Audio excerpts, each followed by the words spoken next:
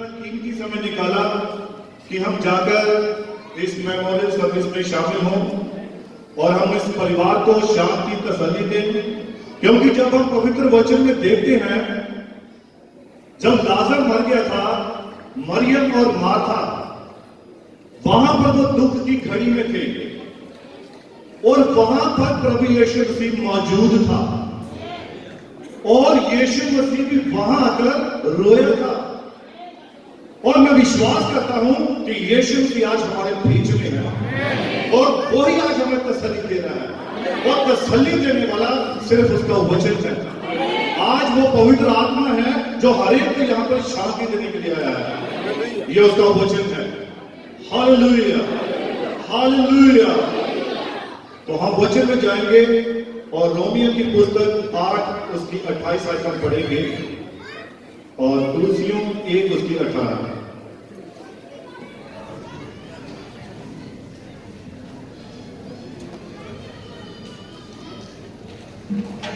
मैं पढ़ता हूं इसको। रोमियो की पुस्तक 8 उसकी 28 आयत। हम जानते हैं कि जो लोग परमेश्वर से प्रेम रखते हैं उनके लिए सब बातें मिलकर भलाई ही उत्पन्न करती हैं, अर्थात उन्हीं के लिए जो उसकी इच्छा के अनुसार बुलाए हुए हैं। और तुलसियों 1 उसकी 18। परमेश्वर की इच्छा है कि मसीह सब बातों में प्रधान ठहरे। आइए हम सभी अपने सिरों को झुकाएंगे और दुआ में जाएंगे और उस महान परमेश्वर से हम आज की शांति, तसल्ली और विश्वास को मांगेंगे। स्वर्गीय पिता प्रभु यीशु मसीह, तेरा धन्यवाद करते हैं पिता आज के समय के लिए प्रभु, जो तूने हम सभी को प्रभु तेरी इस पवित्र हजूर में इकट्ठा किया प्रभु, जबकि तेरे लोग प्रभु दूर से आए हैं, नजदीक से आए हैं प्रभु, तेरे सेवक, तेरे दास प्रभु यीशु मसीह, हर एक को तू आशीष दे, तू बरकत दे प्रभु, शांति दे, तसल्ली दे प्रभु यीशु मसीह। तेरा धन्यवाद करता पिता और सिर्फ तेरा वचन है प्रभु जिसके द्वारा तू अपने लोगों की अगुवाई करता है। मेरे पिता तू दया कृपा कर, मदद कर, सहायता कर। इस दुआ का प्रभु यीशु मसीह के नाम से मांगता हूं, आमीन। आप सभी बैठ सकते हैं।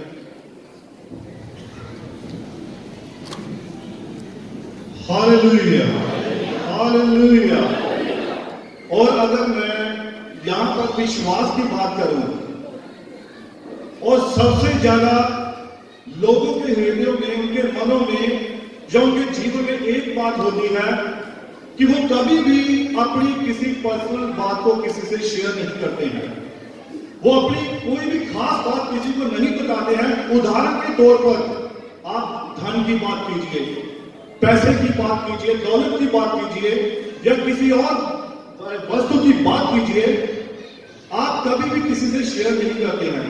लेकिन एक विश्वास के मामले में मैं आपको बताना चाहता हूं कि भाई दास एक ऐसा शख्स था जिसके ऊपर हम विश्वास कर सकते थे। और मैं अपनी छोटी सी उदाहरण बताना चाहता हूं।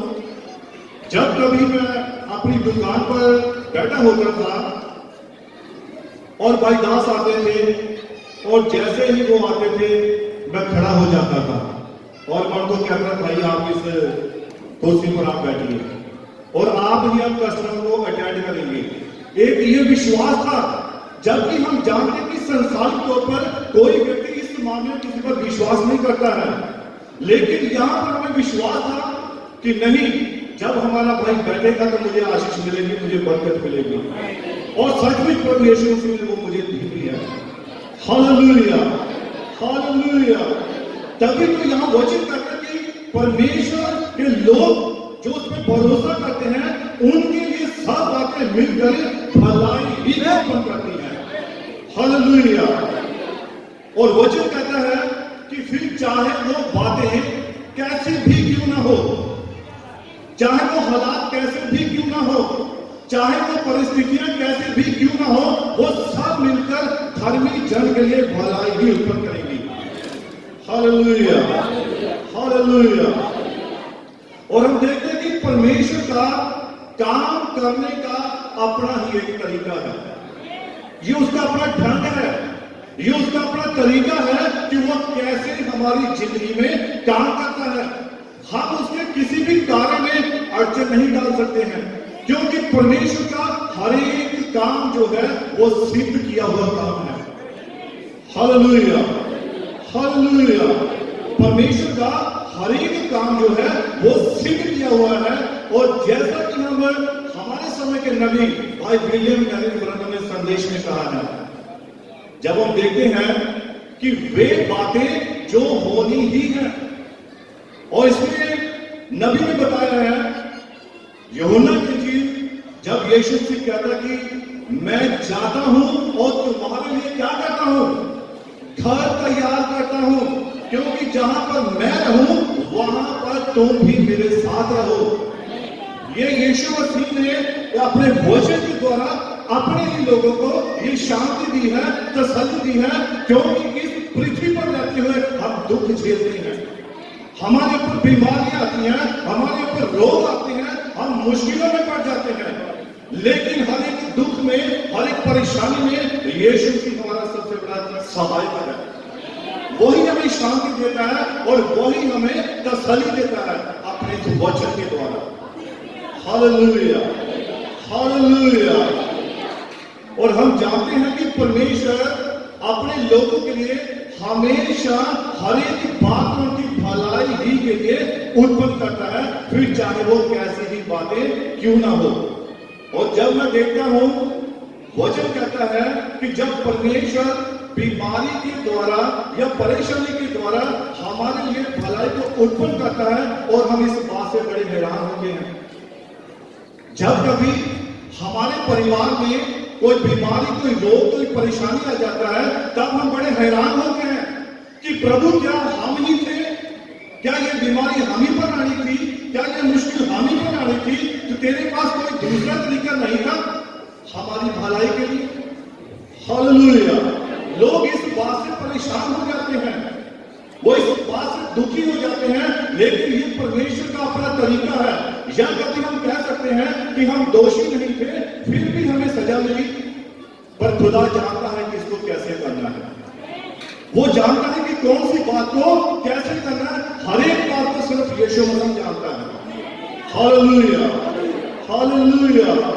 मैं आपको बताना चाहता हूं कि नबी का संदेश है लेपालकपन, और इसमें से मैं आपको 2 शब्द पढ़कर सुनाना चाहता हूं, ताकि इस वचन के द्वारा हमें शांति मिले और हमें तसल्ली मिले।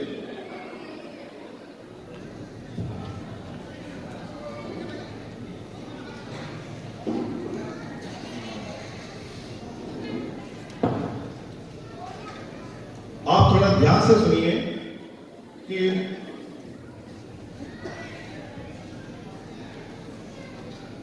और यहां पर नबी ने ये बात प्रकट की है कि हमारे ऊपर ये बीमारियां, ये रोग, ये परेशानियां क्यों आ जाती हैं। तो यहां पर नबी कहता है कि पवित्र आत्मा जो कहता कि जी हां, निश्चय ही मैं ऐसा ही सोचता हूं।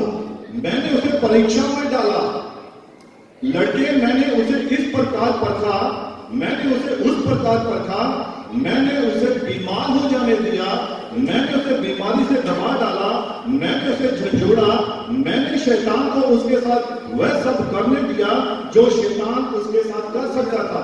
ये पवित्र आत्मा ही था जो ये सब करने वाला था। और नबी कहता है कि लेकिन वह फिर से ऊपर उठाया, वह पहले जैसा ही वापस आया, देखिए वह फिर से ऊपर उठाता है।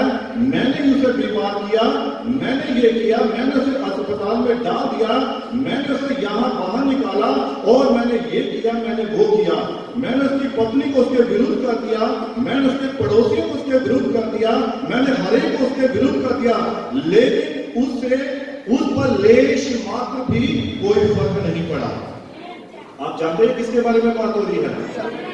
ये अय्यूब के बारे में बात हो रही है। Hallelujah, hallelujah. अय्यूब जो परमेश्वर का धर्मी जन था, जब उसके ऊपर ये सब मुसीबतें आई, मुश्किलें आई, और उसका सारा परिवार नाश हो गया सिर्फ एक पत्नी को छोड़कर, और परमेश्वर कहता, खुदा का वचन कहता है, ये मैंने खुद होने दिया।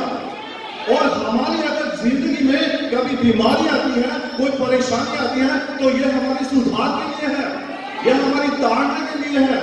हम ये नहीं कह सकते कि खुदा तुमने मेरे जीवन में इस बीमारी को क्यों डाल दिया, प्रेरित शास्त्र जब हम संदेश पढ़ते हैं वहां पर नबी कहता है कि ये बीमारी, ये रोग, ये परेशानियां ये हमारे पर क्यों आते हैं। Hallelujah, hallelujah. कितने जानना चाहते हैं कि ये रोग, ये बीमारियां, ये परेशानियां हमारे ऊपर क्यों आ जाते हैं।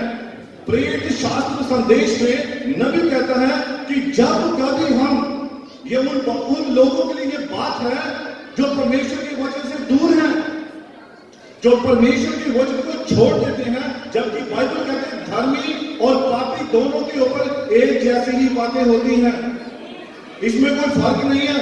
जैसा कि भाई बता रहे थे कि धर्मी भी एक्सीडेंट से मर सकता है, धर्मी भी हार्ट अटैक से मर सकता है, धर्मी भी किसी रोग से मर सकता है। बाइबल में हम अलीशा के बारे में देख सकते हैं, उसको हड्डियों का कैंसर हो गया था और वो रोगी होकर मरा था।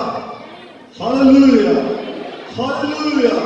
तो नबी कहता है कि प्रेरित शास्त्र जब संदेश इसमें हम पढ़ते हैं, हमारे ऊपर ये रोग, ये बीमारियां क्यों आती हैं, ये उन लोगों के ऊपर इसीलिए आती हैं क्योंकि उन्होंने परमेश्वर के वचन को छोड़ दिया होता है। कुछ ऐसे लोग होते हैं जिनके ऊपर ये रोग, ये बीमारियां आती हैं, और नबी कहता है ये हर एक जो एक बीमारी होती है ये कोड़े के समान परमेश्वर उनके ऊपर लेकर आता है ताकि वो उनको वापस परमेश्वर के वचन में लेकर आए। आज बहुत सारे लोग खुदा के वचन से दूर हो जाते हैं और वो इस बात पर विचार नहीं करते, जैसा कि यशायाह पुस्तक 57 अध्याय में उसकी पहले अध्याय में क्या लिखा है कि जब धर्मी जन जो है वो क्यों उठा लिया जाता है, धर्मी जन क्यों खुदा अपने पास बुला लेता है, क्योंकि और जब उठाया जाता है कोई भी इस बात का विचार नहीं करता है, इसके बारे में कोई नहीं सोचता है। और नबी कहता है कि धर्मी जन इसीलिए उठा लिया जाता है ताकि आने वाली विपत्ति से बच जाए। हालेलुया। आप जानते हैं संसार में बहुत बड़ी विपत्ति आने वाली है, जबकि दुल्हन का रैप्चर बिल्कुल नजदीक है। हालेलुया। अब दुल्हन का रैप्चर बिल्कुल नजदीक है तो हमें अपने चाल चलन में, हमें अपने कैरेक्टर में कितना पूरी तरह से सिद्ध होना चाहिए। Hallelujah, hallelujah. ये धर्मी जो है ये आराम से जाते रहेंगे और लोगों को लेश मात्र भी फर्क नहीं पड़ेगा। दुल्हन जो है उठाई जाएगी, लोगों को पता भी नहीं चलेगा। वही लोग ढूंढेंगे कि किसी दिन इस पैलेस में यहाँ पर हालेलुया का शब्द बहुत होता था, आज वो लोग कहां हैं। बहुत सारे लोग आज जब हम देखते हैं कि खुदा के सेवक जहां जहां पर भी अपने चर्च लगा रहे हैं, जहां जहां पर भी सेवा कर रहे हैं और वहां से हालेलुया शब्द होता है, आमीन का शब्द होता है, वचन प्रचार किया जाता है, और लोग कहेंगे कहां गए वो लोग जो यहां पर आमीन बोलते थे, कहां गए वो लोग यहां पर हालेलुया बोलते थे। वो उनको ढूंढेंगे क्योंकि वो तो रैप्चर में चले गए। Hallelujah, hallelujah, hallelujah. जब हम बाइबल में देखते हैं लाजर के बारे में ध्यान दीजिए, लाजर को मरे हुए कितने दिन हो गए थे, उसको 4 दिन हो गए थे मरे हुए। और क्या कभी कोई व्यक्ति पृथ्वी पर सदा जीवित रह सकता है? बाइबल कहती है कि कोई भी व्यक्ति अपनी मौत के ऊपर अधिकार नहीं कर सकता है सिवाय यीशु मसीह के। Hallelujah, hallelujah. नबी कहता है कि मौत जो है ये अटल है, जीना झूठ है लेकिन मरना सच है। अभी एक सेकंड में कुछ भी हो सकता है। इसीलिए सबसे जरूरी यही है कि हम खुदा के वचन के प्रति पूरी तरह से ईमानदार हो जाएं।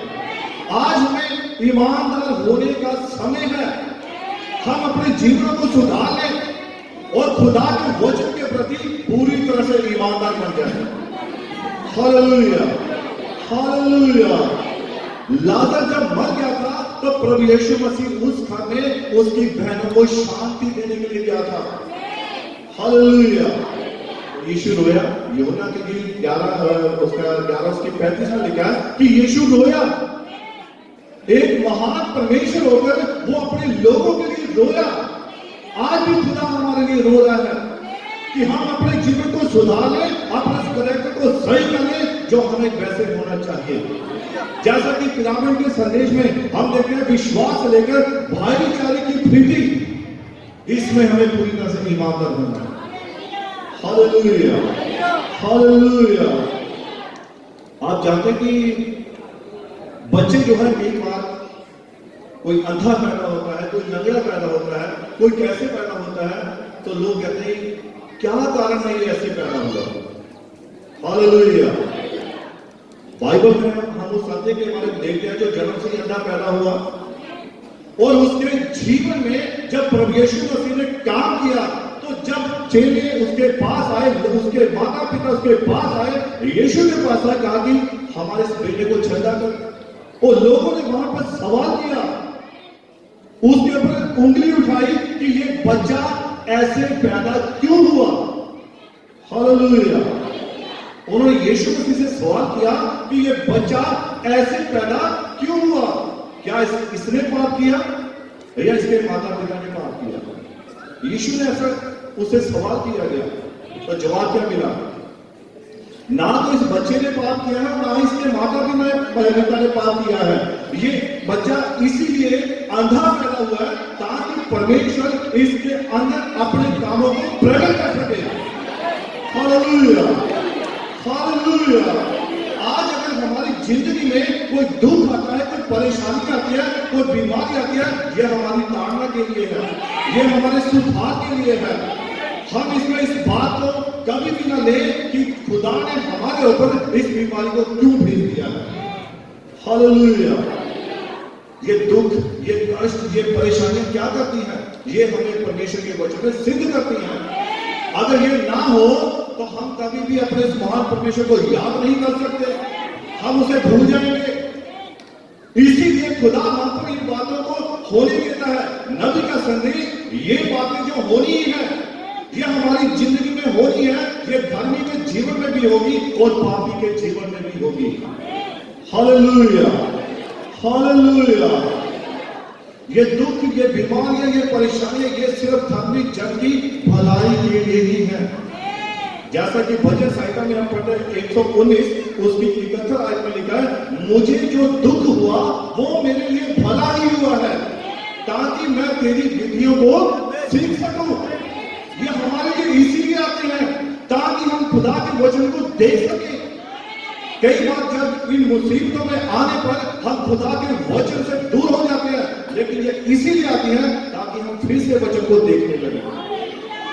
Hallelujah, hallelujah. नबी कहता है कि धर्मी जन या कोई भी व्यक्ति बीमार हो सकता है, इसका कारण क्या है?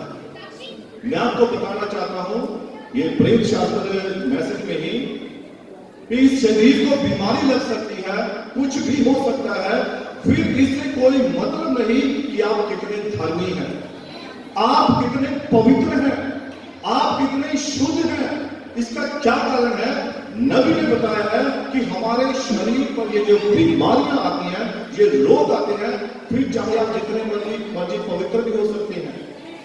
हो सकता है आप सारी रात दुआ करते हो सकता है आप सारी रात बाइबल को पढ़ते हो सकता है आप उपवास रखते हो, और वो इसीलिए करते हैं कि हमारे पर कोई भी ऐसा रोग ना आए, लेकिन ये फिर भी आते हैं। इसका कारण क्या है? आप कितने भले हैं, आप कितने पवित्र हैं, या आपके पास कितना अधिक पवित्र आत्मा है। ये उन लोगों को जवान है जो धर्मी जन के खिलाफ होते हैं, जो कहते हैं कि ये तो बहुत धर्मी था, ये बीमार क्यों हुआ। ये उनके लिए जवाब है, क्योंकि नबी कहता है कि जो छुटकारा है वो शरीर का नहीं है, छुटकारा हमारी प्राण का है। इस शरीर के ऊपर जो है वो रोग आ सकते हैं। कई लोग कह रहे थे, अरे ये तो बहुत धर्मी था, इसके ऊपर ये बीमारी क्यों आई, इसके ऊपर रोग क्यों आ गया, ये तो बहुत प्रचार करता था, ये तो बड़ी दूर दूर जाकर ये सब करता था, वचन को सुनाता था, लेकिन क्यों रोग से मर गया। तो नबी ने साफ तौर पर यह बात को प्रकट किया है, छुटकारा जो है वो हमारे प्राण का है, शरीर का नहीं है। अगर शरीर का छुटकारा होता तो यह शरीर कभी नाश न होता। रोमी की पुस्तक में क्या लिखा है कि मांस और लहू ये स्वर्ग राज के अधिकारी हो ही नहीं सकते हैं, वहां पर तो सिर्फ हमारा प्राण है जो जाएगा। इसलिए आप अपने प्राणों के प्रति क्या हो, चिंतित हो। Hallelujah, hallelujah. हमें तो करनी है, इस शरीर के लिए नहीं करनी है। बाइबल में बहुत सारी ऐसी बातें हैं जो हमारे सुधार के लिए हैं, जबकि नबी कहते हैं कि सारी बाइबल ही हमारी एक ताड़ना के लिए है। Hallelujah, hallelujah. नबी कहता है कि लोग मरने से डरते हैं। मेरे ख्याल से शायद कोई यहां पर होगा जो कहे मैं मरना नहीं चाहता भाई, मैं जीना ही चाहता हूं। लेकिन यीशु के बारे में क्या है? प्रभु यीशु मसीह वो जी रहा था या मर रहा था? यीशु मसीह जी रहा था या मर रहा था? यीशु मसीह मर रहा था। वो इसीलिए मर रहा था, वो दिन प्रतिदिन हमारे लिए मर रहा था ताकि हम जीवन पाए, क्योंकि वो मरा ताकि हमने जीवन पाया। और वचन कहता है कि जब तक गेहूं का दाना भूमि में पड़कर मर नहीं जाता, सड़ नहीं जाता, वो बहुत सारा फल लेकर नहीं आ सकता है। इसीलिए मरना जरूरी है, लेकिन मरना ये नहीं है कि हम इस देह में मर जाए। हमें तो अपने स्वभाव में मरना है, हमें तो अपने उन बातों से, उन कामों से मरना है जो इस वचन के खिलाफ है। मरना ये स्वाभाविक मरना, ये आपका कोई मायने नहीं रखता है, ये तो मरना है। इब्रानियों में लिखा 9:27 में कि मनुष्य का एक बार मरना, फिर उसका न्याय होना जरूर है। मरना तो जरूरी है, लेकिन नबी कहता है अगर आपने मरना ही है तो अपने गलत कामों से मरिए, अपनी गलत बातों से मरिए, अपनी गलत सोचों से मरिए। इन बातों से हमें मरना है। Hallelujah, hallelujah. वचन कहता है कि अगर मेरा प्राण दो में उतर जाए, कब्र में चला जाए, तो क्या कब्र उसका धन्यवाद कर सकती है? क्या कब्र उसको महिमा दे सकती है? ये तो हम जीते जी अपने जीवन के द्वारा, अपने कार्यों के द्वारा, अपने कामों के द्वारा हम उसको महिमा दे सकते हैं। मरकर कोई व्यक्ति परमेश्वर की महिमा नहीं कर सकता, कब्र उसका धन्यवाद नहीं कर सकती है। ये तो हमारा कैरेक्टर है, हमारा जीवन है, ये खुदा का अनुग्रह ही है।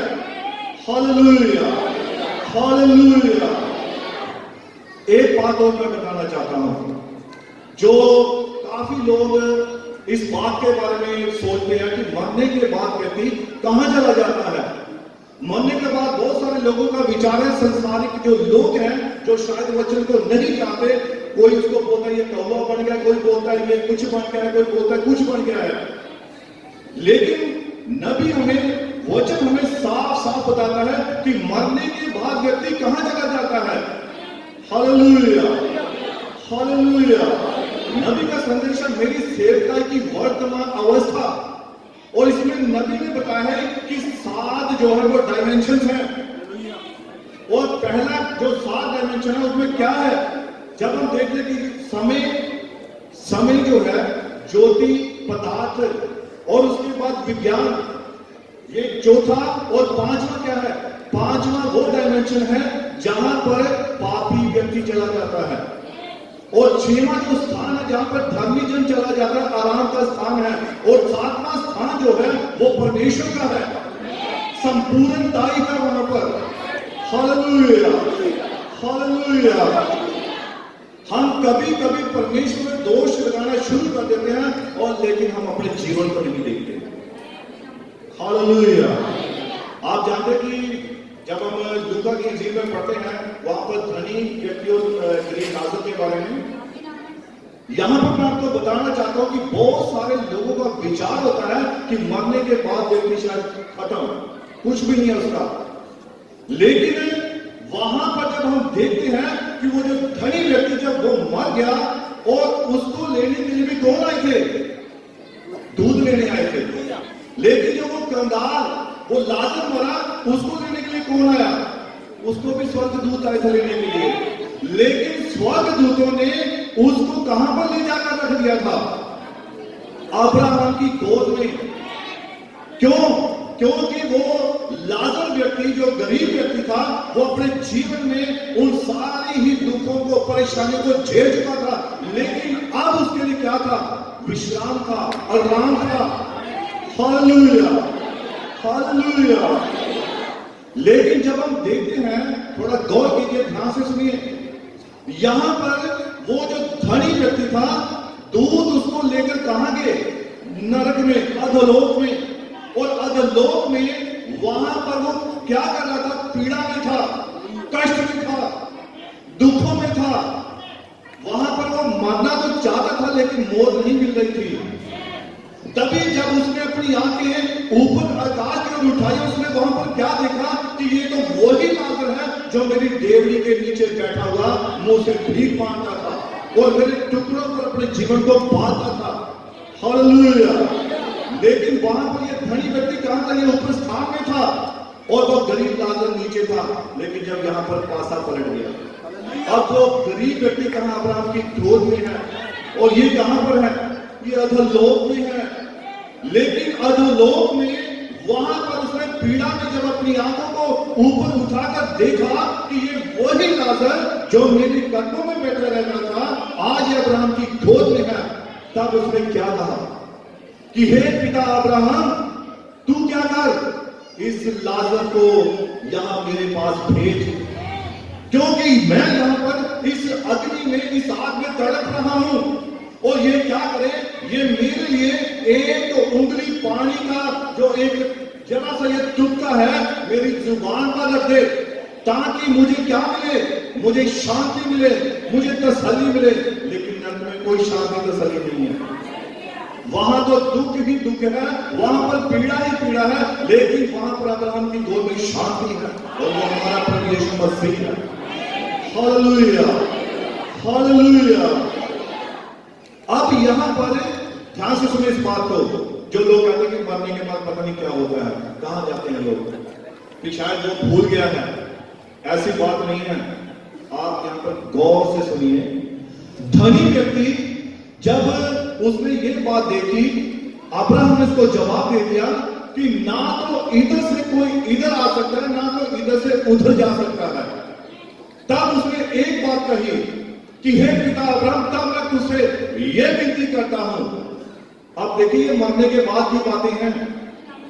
यहां पर जो बात हो रही है मरने के बाद की है, ये जीते जी नहीं है कि कोई ये समझे कि शायद मरने के बाद बस खत्म, भाई व्यक्ति मर गया, खत्म। गीत गा रहे भाई कि तारों के पार भी एक और है ना। तो ये हमें क्या बता रहे हैं? आत्मिक गीतों के द्वारा एक दूसरे को चेताया करो। इन भजनों के द्वारा, गीतों के द्वारा एक दूसरे को चौकन्ने किया करो।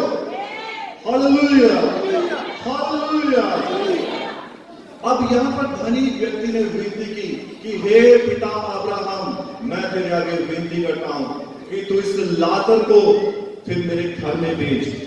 वहां पर मेरे 5 भाई हैं और ये जाकर उनको बोलेगा कि तुम अपने जीवन को सुधार लो, अपना कैरेक्टर सुधार लो, खुदा के प्रति वफादार बन जाओ, परमेश्वर के प्रति ईमानदार बन जाओ। उसने ये विनती की, लेकिन अब्राहम ने इसको क्या जवाब दिया? अगर यहां से लाजर अगर उनके पास जाएगा, वो तब भी विश्वास नहीं करेंगे। लेकिन उसने फिर आगे सवाल कर दिया, ये मरने की बाद की बातें हैं। मैं ये कहना चाहता हूं कि मरने के बाद भी हमारे जो वो है फिक्र करते हैं हमारी, उनको, इस धनी व्यक्ति को मरने के बाद में अपने भाइयों की अब फिक्र हो रही है, लेकिन मरने के बाद कुछ नहीं हो सकता है। Hallelujah, hallelujah. लेकिन बाइबल में इस स्थान से हमें एक बहुत बड़ी शिक्षा मिल रही है, बहुत बड़ी हमें एक उदाहरण मिल रही है कि हम जीते जी खुदा के प्रति वफादार हो जाएं। Hallelujah, hallelujah. और उसको क्या जवाब मिला? नहीं पिता, अगर मरे हुए में से जाकर कोई इसको बताएगा तब वो विश्वास करेंगे। तो अब्राहम ने इसको क्या जवाब दिया? अगर मरे हुए में से भी कोई जाएगा, वो तब भी विश्वास नहीं करेंगे। इसीलिए उनके पास क्या है? उनके पास नबी है, उनके पास भविष्यद्वक्ता है, उनके पास संदेश है, उनके पास वचन है। वो इनको पढ़े और अपने जीवन को बचाए। आप बचाने वाला खुदा का वचन है, ये पवित्र आत्मा है, ये हमें बचाएगा, ये हमें रास्ता दिखाएगा। नबी का संदेश है, उस आप की अगुवाई कौन कर रहा है? पवित्र आत्मा। कबूतर कर रहे हो तो आपकी अगुवाई। आज अगर वो आप उकार हैं तो आपकी अगुवाई करने वाला पवित्र आत्मा है। Hallelujah, hallelujah. आज जब आप अकेले हैं, मैं बहुत बार चर्च में प्रचार करता हूं कि यीशु ने कहा कि मैं तुम्हें कभी भी अनाथ ना छोड़ूंगा। यानी कि ये वचन पूरी तरह से सिद्ध है। यीशु जी कौन है? अनादिकाल का पिता। ये शब्द उसने कहा है, शांति का राजकुमार और अनादिकाल का पिता, सदा का पिता कौन है? प्रभु यीशु मसीह। दुनिया के माँ बाप हमें छोड़ सकते हैं, वो हमारा साथ छोड़ सकते हैं, लेकिन जो हमारा असली पिता है, अनादिकाल का पिता, प्रभु यीशु ने कहा कि मैं तुम्हें ना कभी छोड़ूंगा ना कभी तुम्हें त्यागूंगा, क्योंकि मैं तुम्हारा यहोवा परमेश्वर हूं, जो तुम्हारे दुख में तुम्हारे साथ रहता हूं, जो तुम्हें शांति देता हूं, जो तुम्हें तसल्ली देता हूं, वो हमारा जिंदा यहोवा परमेश्वर है। Hallelujah, hallelujah. और जब हम दाऊद के जीवन को देखते हैं, अगर उसे जंगल में भेड़ बकरियों के चराने के लिए ना भेजता, अगर खुदा दाऊद को वहां पर ना भेजता, तो क्या कभी दाऊद राजा बनता? वो राजा कैसे बना? उसने उस गोलियत को मारा था। हालेलुया। अगर उसको जंगल में ना भेजा जाता, वहां पर उसके सारे अनुभव ना मिलते, और तब तक वो उस गोलियत को नहीं मार सकता था। हालेलुया। अब्राहम के जीवन को देखिए। अब्राहम, वो उसको खुदा ने अपने पिता के लोगों के घर से बुला लिया। अगर उनको ना छोड़ता, अपने रिश्तेदारों को ना चाहता, तो वो कभी भी विश्वासियों का मूल पिता न बनता। Hallelujah, hallelujah. मूसा की ओर ध्यान दीजिए। मूसा जो कि खुदा का सबसे नम्र व्यक्ति था, और परमेश्वर ने सबसे ज्यादा प्यार उसी से किया। और उसने यहां तक कहा कि अगर कोई ऐसा है, जब कोरे, दातान और अबीनाम ने क्या किया कि मूसा, क्या सिर्फ तू ही पवित्र है, क्या ये सारी मंडली पवित्र नहीं है? जबकि आप जानते कि मूसा बोलने में थकला था, वो सही ढंग से बात नहीं कर पाता था, और कोरे, दातान, अबीनाम ने उसके प्रति विरोध में बातें की, और उसने उसको क्या कहा? खुदा ने क्या कहा? Hallelujah, hallelujah. अगर मूसा फिरौन की धन दौलत को देखता, तो वो कभी भी खुदा का दास ना होता। उसने उसकी सारी धन दौलत को ठोकर मारी, वो कभी भी इस्राएलियों को छुड़ाने वाला ना होता।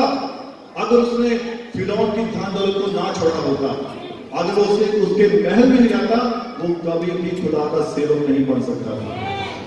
Hallelujah, hallelujah.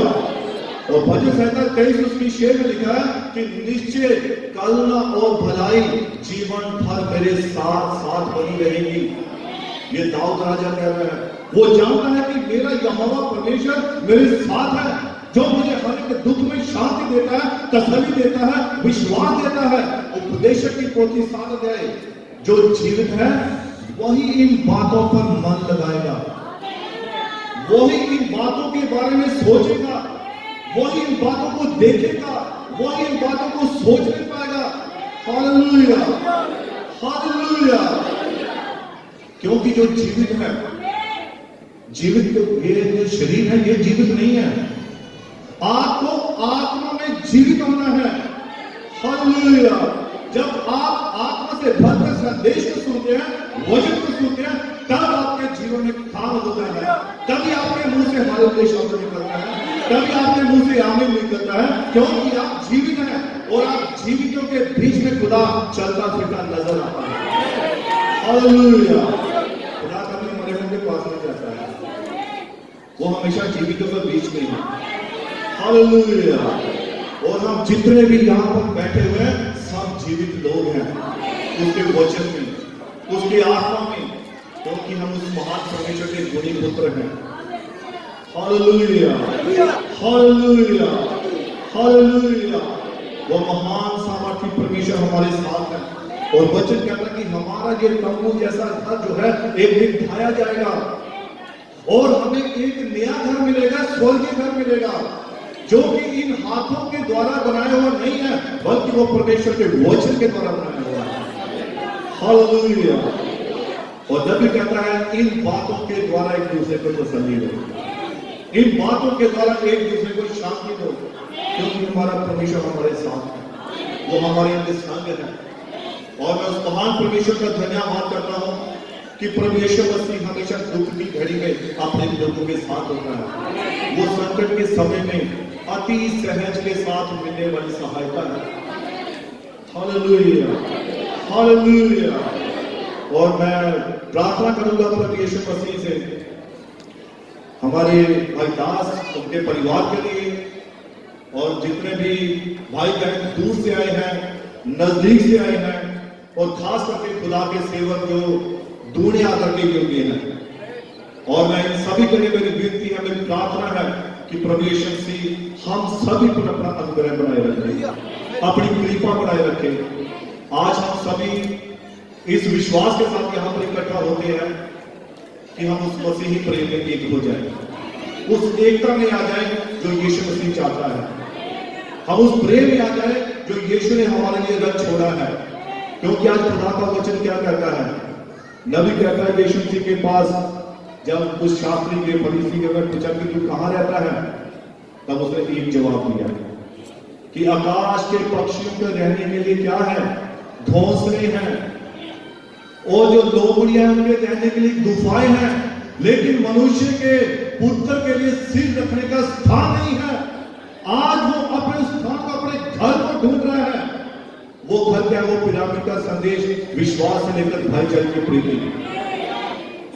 दूसरा पत्रस 5 अध्याय, वहां पर ये सब गुण बताए गए हैं। आज यीशु मसीह इस घर में आना चाहता है। वो इस बिल्डिंग में जो कि हाथों से बनाई हुई नहीं, बल्कि परमेश्वर के विश्वास के द्वारा बनी हुई बिल्डिंग है, वो उसमें आना चाहता है। आज यीशु आपके अंदर आना चाहता है। और वो चोटी का पत्थर तभी आएगा जब हम इन गुणों में बढ़ते जाएंगे। 104:11 जब हम वहां पर पढ़ते हैं, उसने हमें 5 प्रकार की सेवकाई दी है। और जब हम आगे बढ़ते हैं, वहां पर उसने हमें एक देह दी है, एक बॉडी दी है। अगर हम उसमें मसीह के गुणों में बढ़ते जाएंगे, मसीह की देह में भी हम बढ़ते जाएंगे, और एक दिन मसीह संपूर्ण हमारे सामने दिखाई देगा, तब हम उसको रूबरू देखेंगे, आमने सामने देखेंगे। अब वो समय बिल्कुल नजदीक है। और जैसे कि संसार के हालात बता रहे हैं, संसार की परिस्थितियां बता रही हैं कि वो समय जल्द ही आने वाला है। और जितना हो सके हमें खुदा के वचन में एक होना है, एक मन होना है, एक चित्त होना है। भाई मन का गीत, तभी तो पवित्र आत्मा आपकी जीवों के रूप में उतरेगा। Hallelujah, hallelujah. तभी तो पवित्र आत्मा हम सभी पर उतरेगा, एक मन एक चित्त होकर। जब हम दुआ करेंगे, प्रार्थना करेंगे, तभी हमारे ऊपर पवित्र आत्मा आएगा, हमें शांति, तसल्ली और विश्वास देगा। Hallelujah, hallelujah. परमेश्वर मसीह इस वचन के द्वारा आप सभी को बहुत सारी बरकत दे, बहुत सारी आशीष दे। और मैं भाई के परिवार के लिए मेरी विनती है, मेरी प्रार्थना है कि परमेश्वर मसीह इन वचनों के द्वारा इस परिवार को शांति दे, तसल्ली दे।